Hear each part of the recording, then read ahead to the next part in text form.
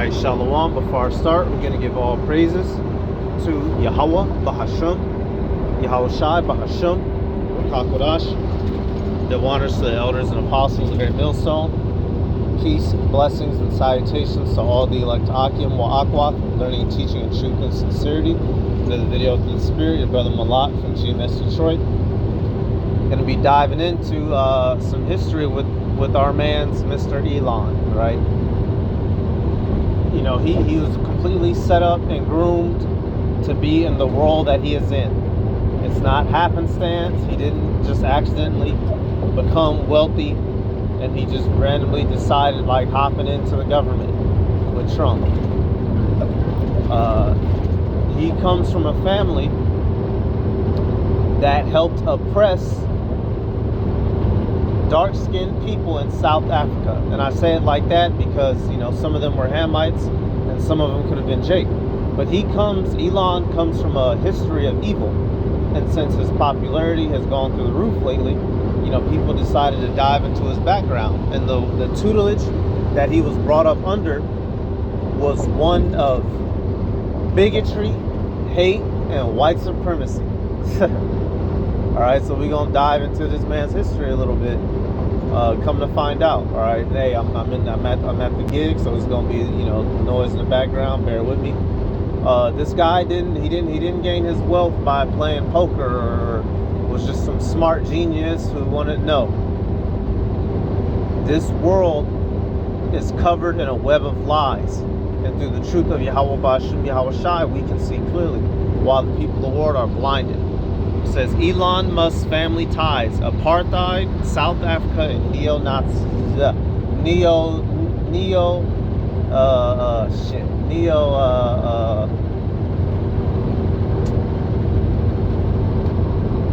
neo-Nakis. How about that? The neo-Nakis. How about that? So this is from Democracy Now! Right? This came out about a week ago. I'm gonna let it play. Get some presets. We'll call it a day. Apartheid laws. Some of McGreal's pieces include what does Elon Musk believe and how the roots of the PayPal mafia extend to apartheid South Africa.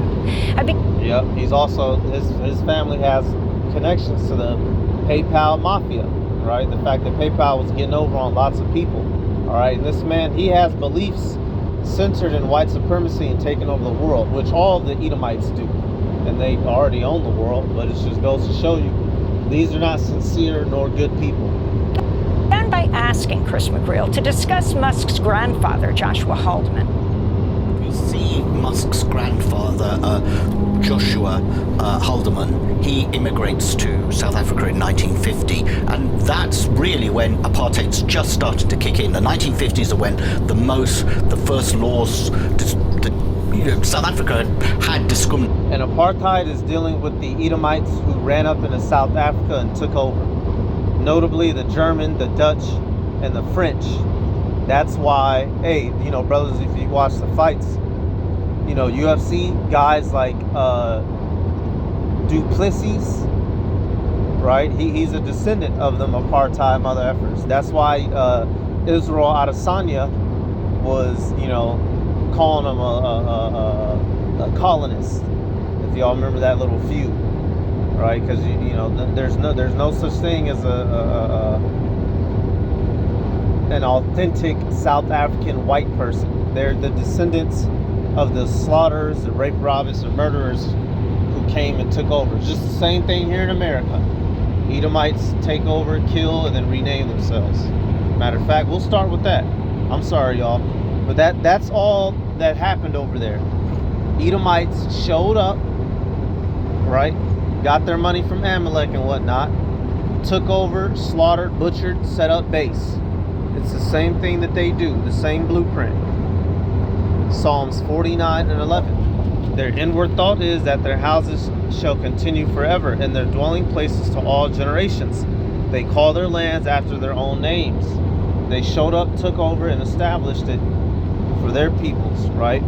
Nevertheless, man being in honor abideth not, he is like beasts that perish. This their way is their folly, yet their posterity approve their sayings, right?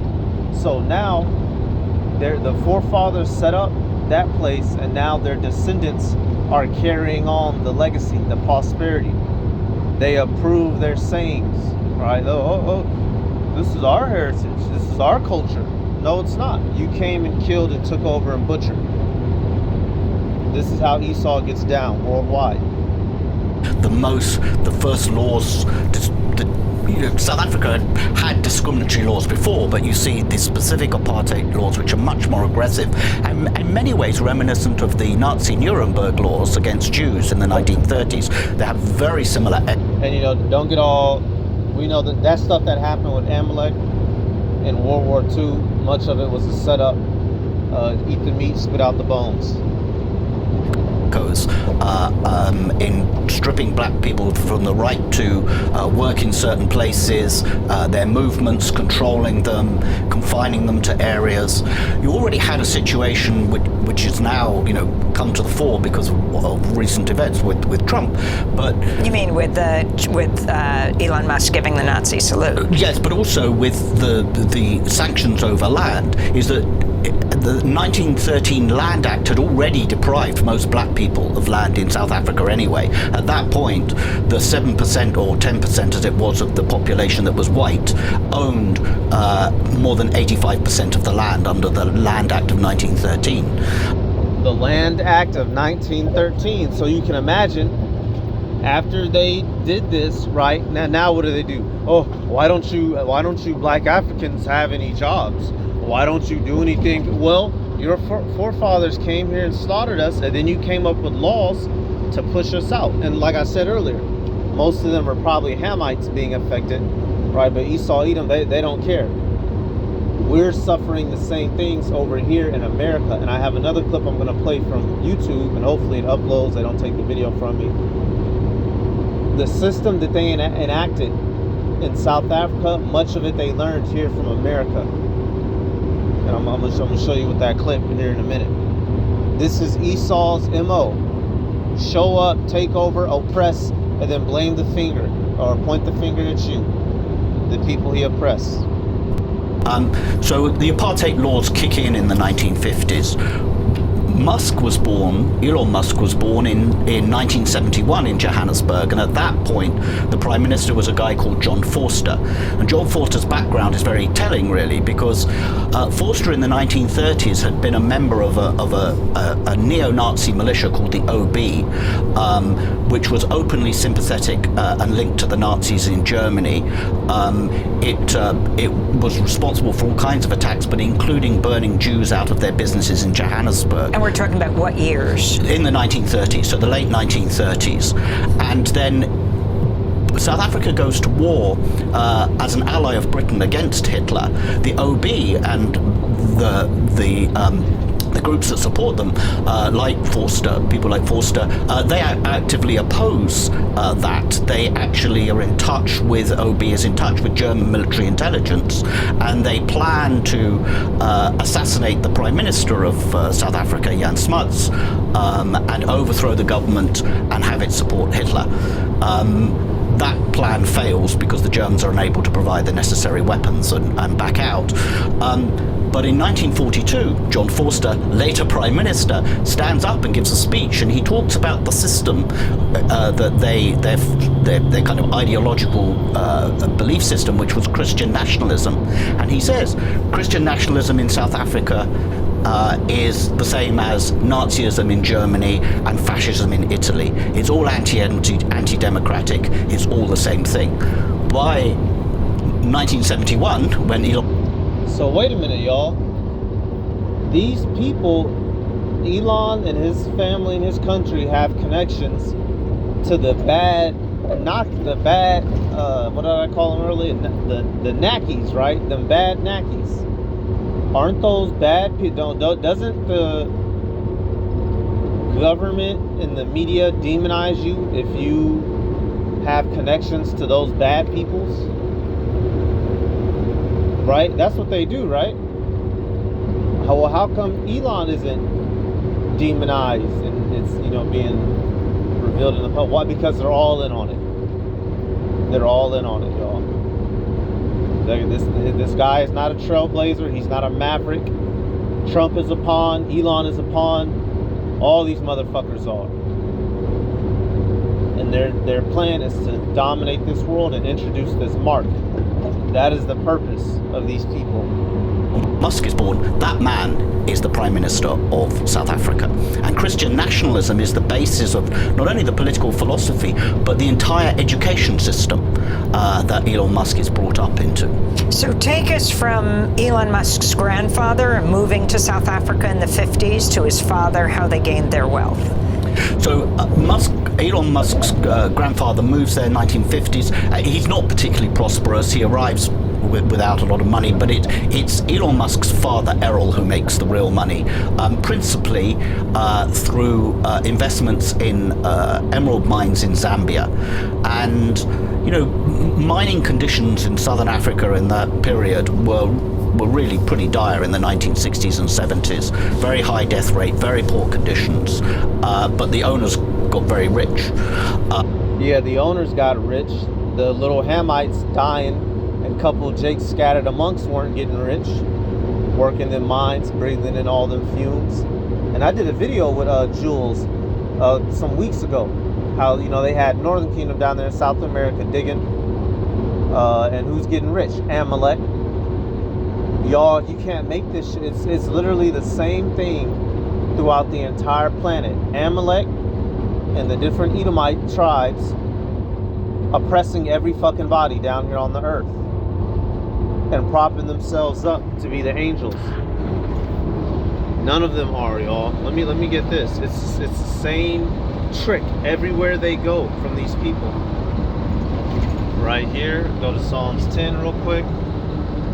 Salaki, y'all.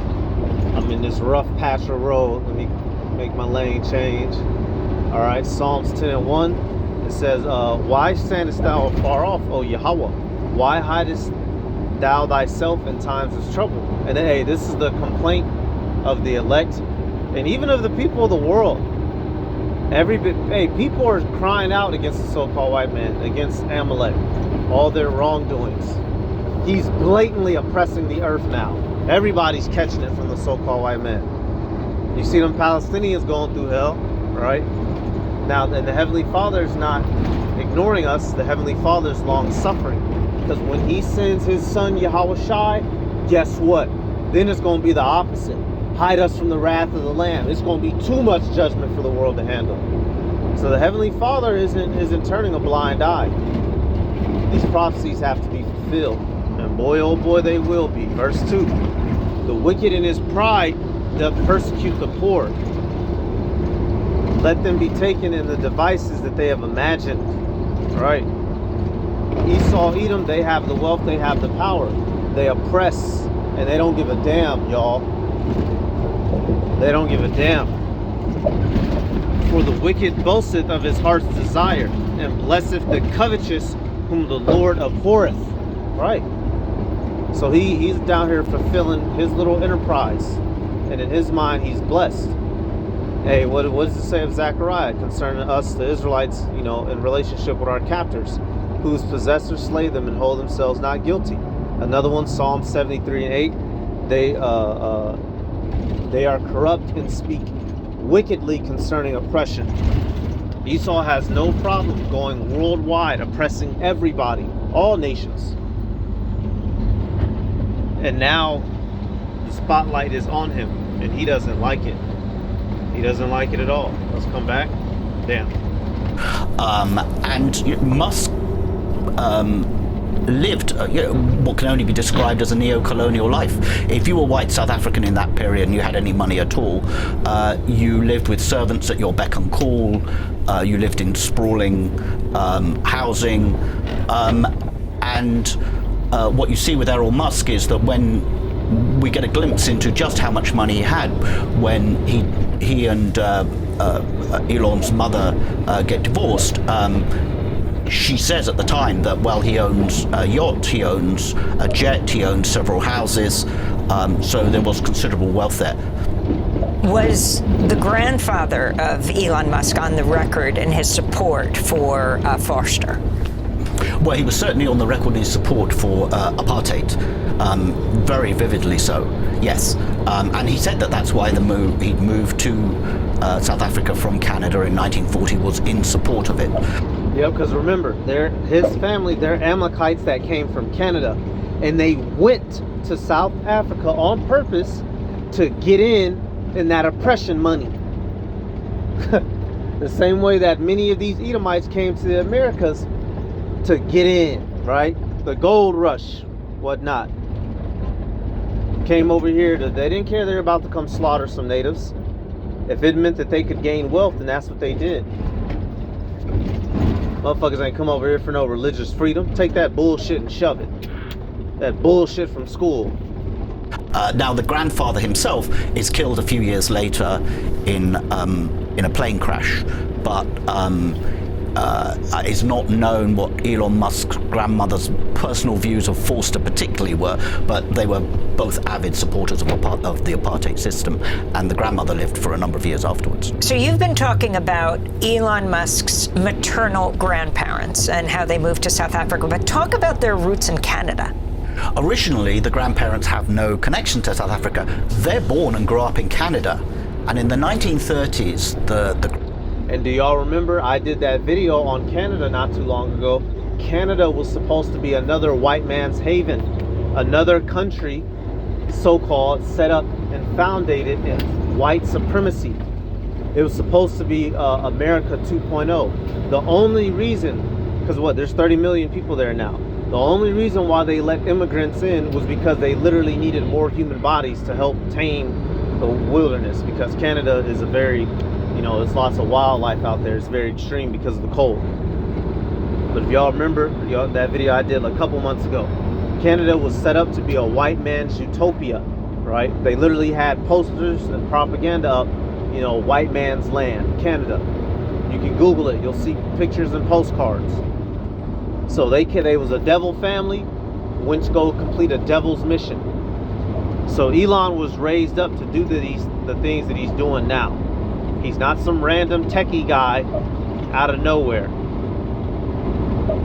It's all set up. Grandfather, Joshua Haldeman, he's head of the Canadian branch of a US movement called Technocracy Incorporated. And Technocracy... Technocracy. What is all this leading to, y'all? The MOTB, the microchip. Total conscription. Look at that picture on the bottom left. They want everybody to conscribe. What meaning? To join in. To what? That mark. This is something that Edom has been working on for a long time. And they're about to come down with that wrath, y'all. All these pawns have been set in place. They're about to release their plans. This is not a game. This is not a joke. This motherfucker didn't just come out the woodwork to sell you people Tesla cars. They're about to put hell on the earth and its inhabitants. It's essentially a movement to overthrow democratic government in the United States and have technocrats, but big businessmen in many ways, come in and run the country. That's partly a reaction to FDR's election and New Deal and massive reforms that he's introduced in the United States. So from Canada, they would help to launch a coup against FDR? No, Canada had its own branch of this movement to overthrow the government in Canada.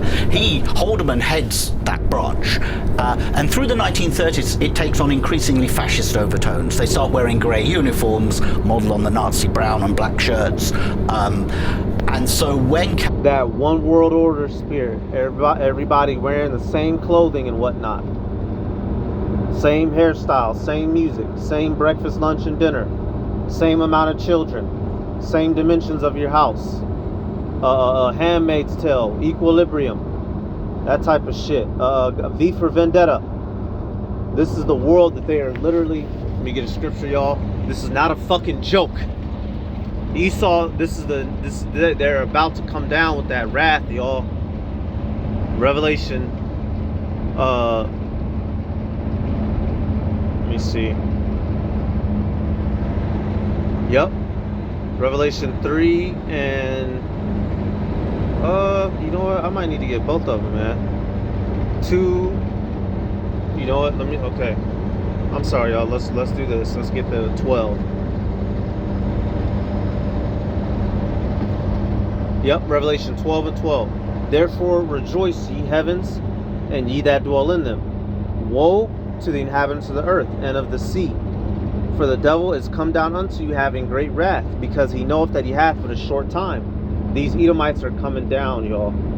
All these movies, all these shows, all these pieces of technology that were ever released, all these things were to groom the world for the image to come that they want to fully force everybody to come under.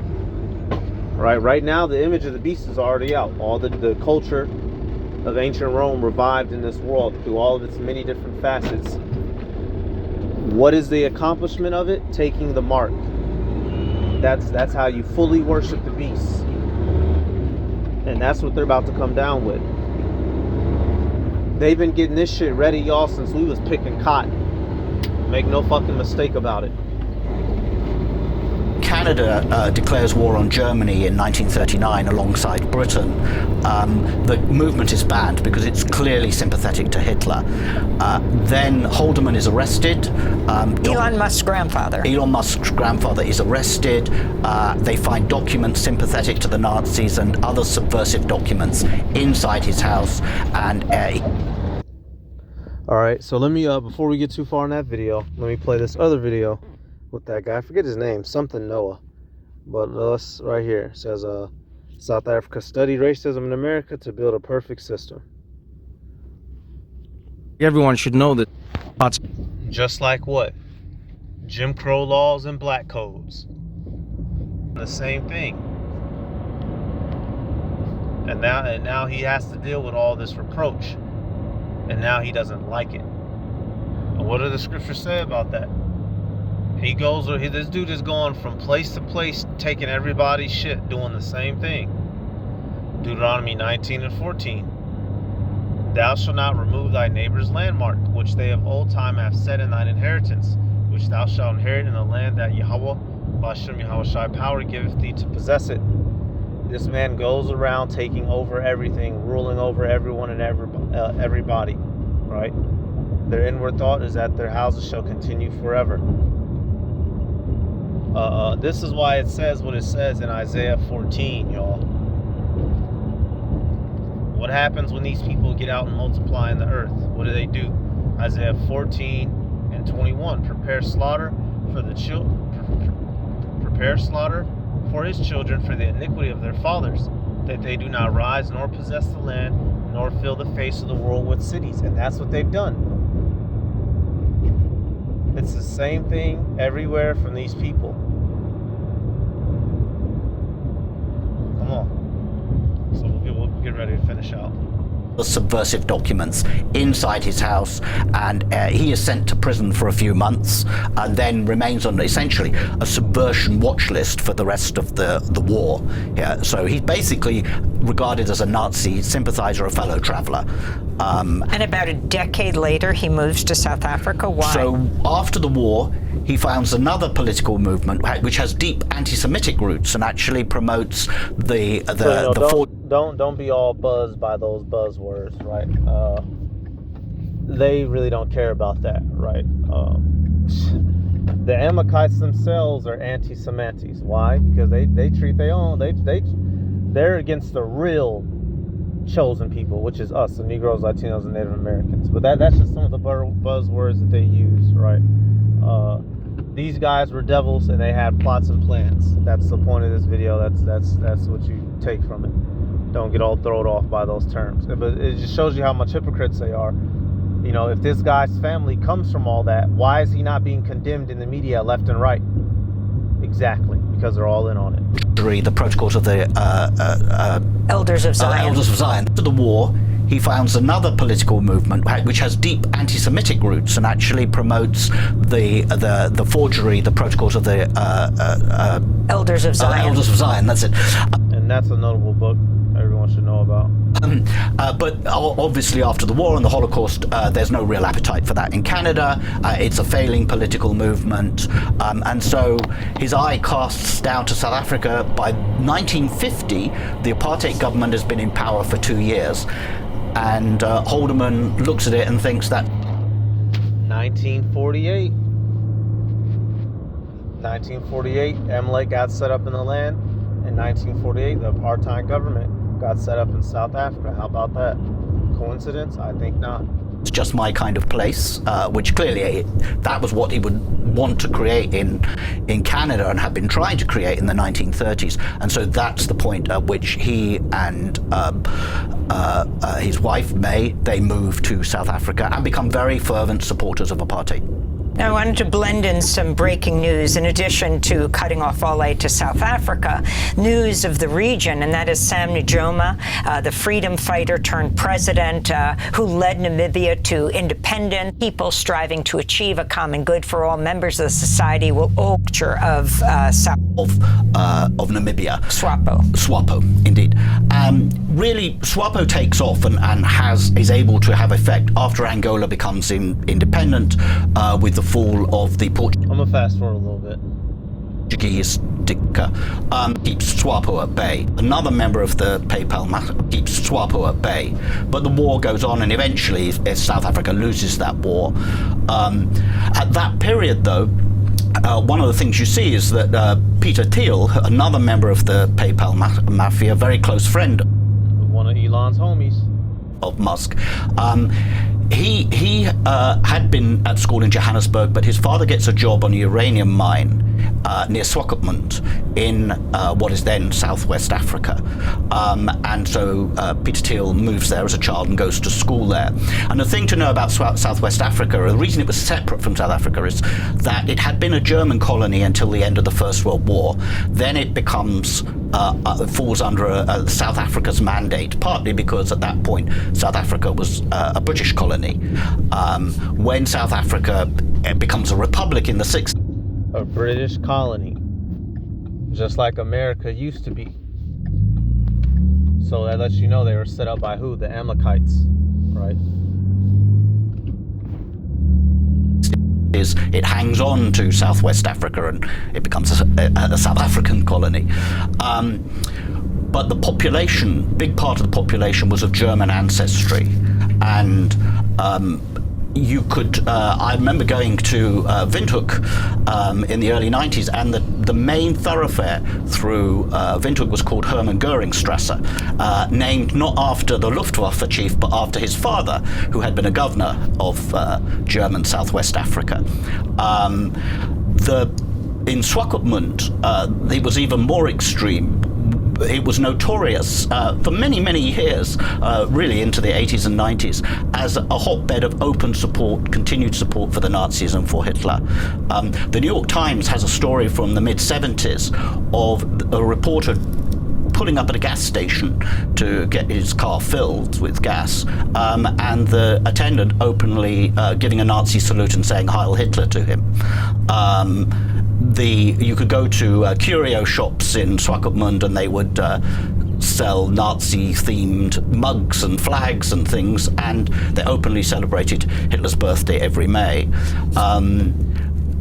Thiel went to a German school there, so that's the atmosphere he grows up in. His father is an official on a uranium mine there.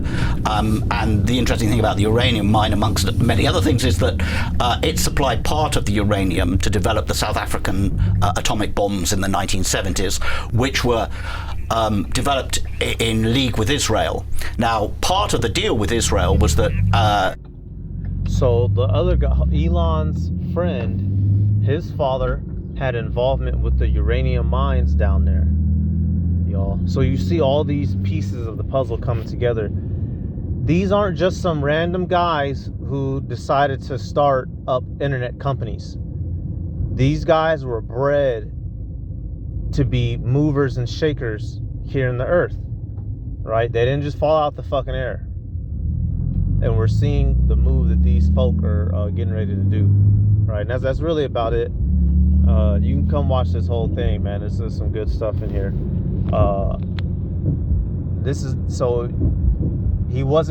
He didn't come into America because he just wanted to sell Tesla cars, y'all. He's a descendant of a family set up to help issue in what? The technocracy, as we saw his grandfather was a part of. This is the world. This is what these people are about. All right, it's not a joke. It's not a game. Jacob, get your head out your ass. All right, so that's really about it, y'all. I'm gonna give all praises to Yahweh, Bahasham, Yahweh Shai, Bahasham, Rakha Korash, to honors the elders and apostles of Great Millstone. Peace, blessings, and salutations to all the elect Akim, Wa Akwath, learning and teaching in truth and sincerity. Shalom.